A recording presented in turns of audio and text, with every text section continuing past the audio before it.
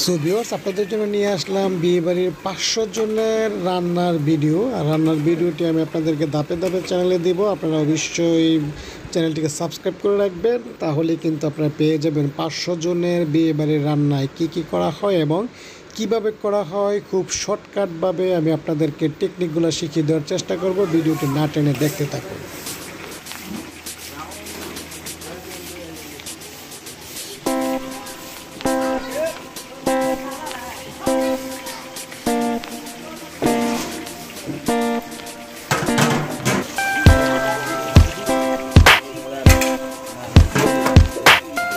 দেখি